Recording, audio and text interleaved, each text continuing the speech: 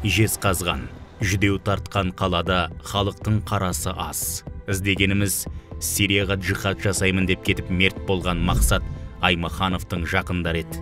Таптық, бірақ марқұмның әкесі сұхбат беруден бас тартты. Ал жесірі келісті, бірақ жүзін жасыруды, есімін өзгертуді сұрады. Мен сол балалардың болашағы үшін қорқамын. Әйтеуір бір күні шығып, сондай кеткен адамның баласы деп қоғамда басқаша қабылдап, балалардың болашағына зиян тиеді деп қорқамын. Мақсат қарапайым отбасында дүниеге келіпті. Әкесі көптен бері базарда балық сатып, нәбақасын тауып жүр. Ал анасы ертеректе бақилық болған, 3 бауыры бар. Мақсат 2010 жылы дінге қызығып намазға жығылғанында жақындар қуаныпты, бірақ ол арнайы білімі болмағандықтан жұмысқа тұра алмай, несиеге алған пәтерінің қарызын өтей алмай, тығырыққа тіреліпті.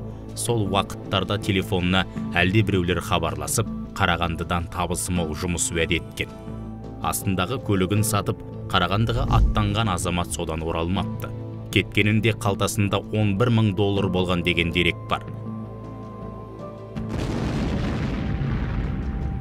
Терроризм не дегенді мен сол шынымды айтсам телевизордан көргенде бірақ түсіндім. Ал оған дейін ондай ешқандай. Терроризм деген ұғым, секта деген ұғым менде болған жоқ. Жұмыссыз жүр, такси болып қана жүр. Таксидің ақшасы бірде жетеді, бірде жетпейді. Мысалы, сен намаз оқымайсың, сен кәпірсің. Я болмаса мен дайындаған тамағымды, сен тамағың харам, мен ішпеймін. Ондай болған емес.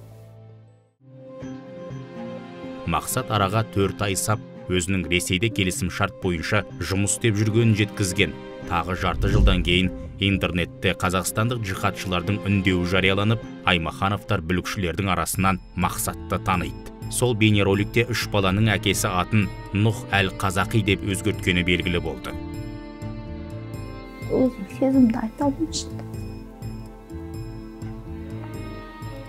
Сенген жоқпын. Аспа, өтірік дейді.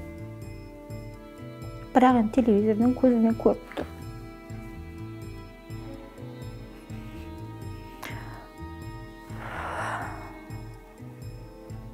Сол одан кейін ешқандай хабар да болған жоқ. Тек 2014 январында қайтыс болды, бақилық болды деген ғана хабар келіп болды. Кім хабарласты?